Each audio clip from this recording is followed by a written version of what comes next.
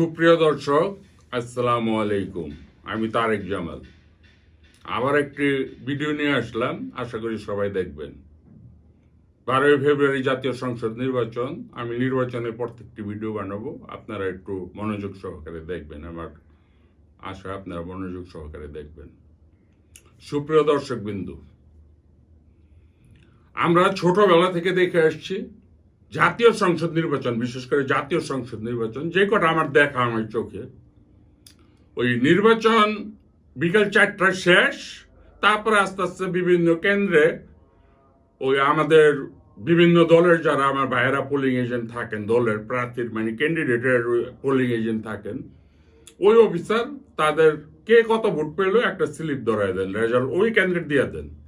তারপরে যতগুলি 1000 থাকুক, 2000 থাকুক, কত 500 থাকুক, 200 থাকুক, সব বুথের একত্রিত করে একটা রিটার্নিং অফিসার রেজাল্ট দিয়ে দেয়। এটা সম্ভবত রাত 11টা 12টার মধ্যে কমপ্লিট হয়ে যায়। 2-4-5টা যদি কোনো ক্যাপাসিটির কারণে দিতে না পারে, হয়তো সকালে দিয়ে দেয়। 2 দিন লাগে না, 3 দিনও লাগে না, একদিন মানে 12 ঘন্টার বেশি লাগে না। এর বেশি যদি 2-1টা লাগে, কোনো কারিগরি সমস্যা কোনো এটা লাগতে পারে। এখন তো আধুনিক যুগ, এখন তো আরো সময় কম লাগার কথা। এখন তো 12 ঘন্টাও না, 2-3 ঘন্টার মধ্যে হওয়ার কথা। কারণ সাথে সাথে আপনি দেখতেছেন ভোট, সাথে সাথে তারা রেজাল্ট দিচ্ছেন। আপনার একটা সংসদীয় আসনও ছোট, এখন হয়তো ভোটার বেশি। সংসদীয় আসনে একটা বুথে যে কটা ভোট হলো, সেই কটা ভোট গণনা করে যে ক্যান্ডিডেটের পোলিং এজেন্ট বসবে তাদের একটা করে সই করে স্লিপ দিয়ে দেবেন। সবটি বুথ, সবটি কেন্দ্র মিল্লা পুরাটা আসনে কতগুলো ভোট পেল, তারা 2 ঘন্টার মধ্যে রেজাল্ট পাওয়ার কথা। কিন্তু এখন আমি বিভিন্ন মাধ্যম এবং সোশ্যাল মিডিয়ায়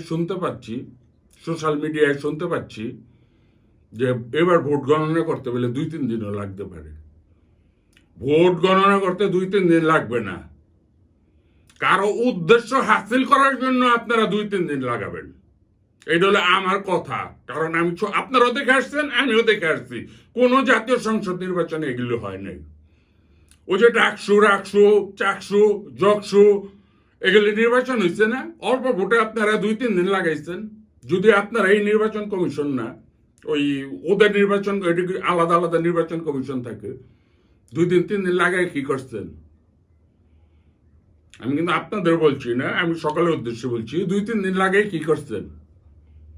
2-3 দিন লাগায় আপনাদের যাদের পাশ করানোর কথা, যাদের দ্বারা নিয়োগকৃত, তাদের কিভাবে নির্বাচিত করবেন সেই ব্যবস্থাটা করছেন। মানে বিএনপি ছাত্র দলে কোথাও জিততে দেননি। একটা জায়গায় একটু ব্যতিক্রম করেছেন, তাও একটা ভালো নাটক করেছিলেন, কিন্তু স্ক্রিপ্টটা আপনাদের অনেক দুর্বল ছিল, শক্তিশালী ছিল না, তাই আপনাদের নাটকটা ধরে ফেলেছে। এটা হলো জবি নির্বাচন, মানে জগন্নাথ বিশ্ববিদ্যালয় নির্বাচন, আমার বাড়ির পাশেই।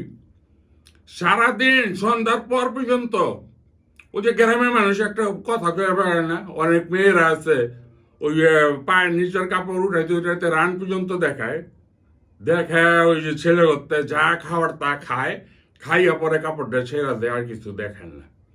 আপনারা জবি নির্বাচনে কিন্তু তাই দেখাইছেন। কি রাত্র পর্যন্ত আপনারা দেখালেন ছাত্র দল এগিয়ে আছে, হঠাৎ করে গণেশ উল্টে গেল। আপনারা হঠাৎ করে গণেশ উল্টাই দিলেন, হঠাৎ করে ছাত্র দল ফেল, ওই শিবির পাস।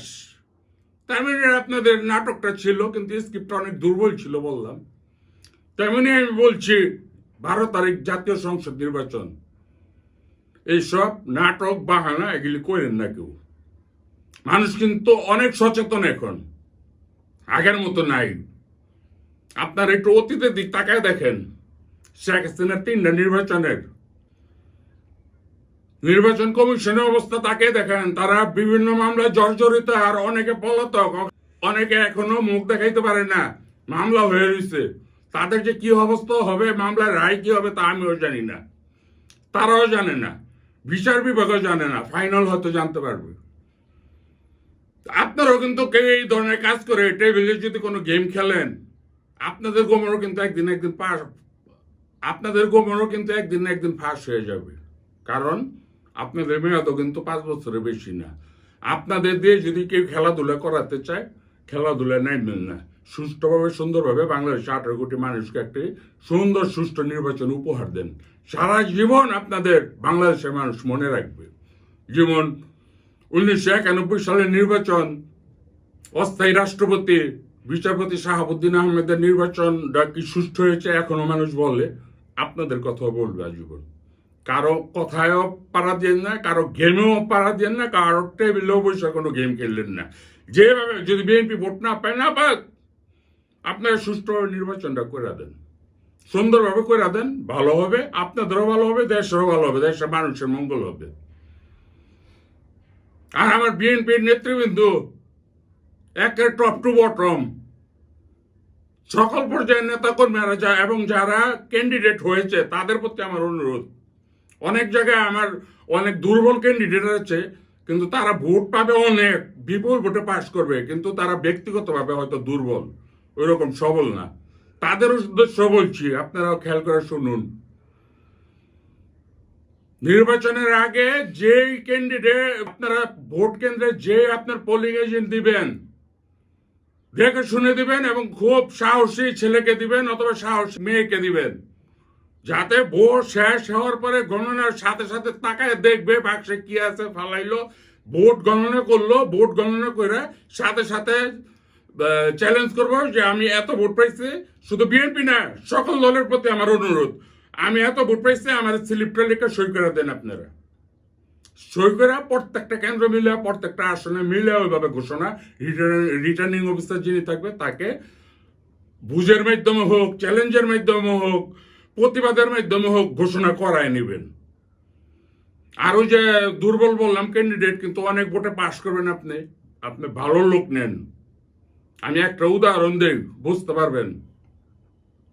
ডাকসু জাকসু নির্বাচন দিয়ে উদাহরণ দেই। আমাদের ছাত্র দলের আবিদ বিপিতে দাঁড়িয়েছিল, আর শিবিরে যারা দাঁড়িয়েছে তাদের নাম বলতে চাই না, আপনারাই জানেন। কি করেছিল জানেন?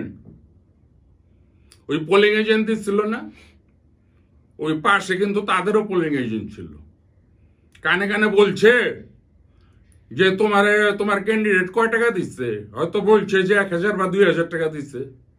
আরে আমি 1000 2000 টাকাতে কি করবা? এক কাম করো, আমি 1 লাখ টাকা দেই, এই জায়গায় যে কটা ভোট যেভাবে আমরা বলবো সেইভাবে লিখা দিব, তুমি বলবা হ্যাঁ ভোট হয়েছে, সুন্দর হয়েছে, এবং বই না তাই বুঝে নিয়ে আসছি। এই ঘটনাগুলো ঘটছে।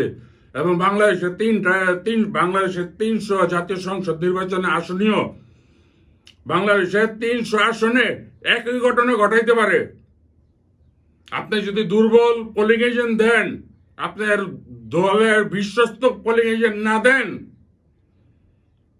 তাহলে ওই কানে কানে বলবে তুমি 2000 5000 দিবেন, বলবে এই টাকা কি করবো 5 লাখ, তুমি বলবা যা হয় এই ভোট পাইছে, লিস্টটা নিয়ে ওইভাবে দেখাইব।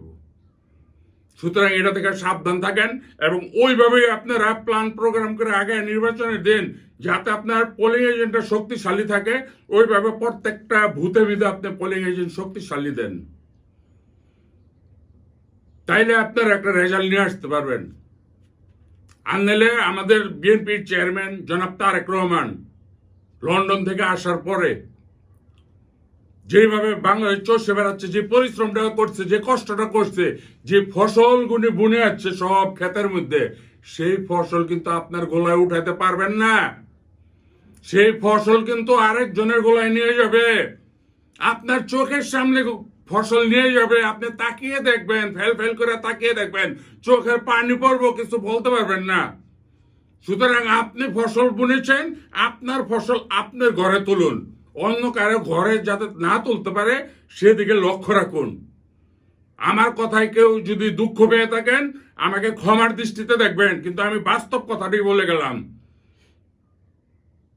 আমাদের অনেক সিনিয়র পর্যায়ের নেতাদের বিপুল ভোটে নির্বাচিত হবে, কিন্তু তাদের কিন্তু পরাজিত করার জন্য অনেকভাবে ষড়যন্ত্র চক্রান্ত হচ্ছে।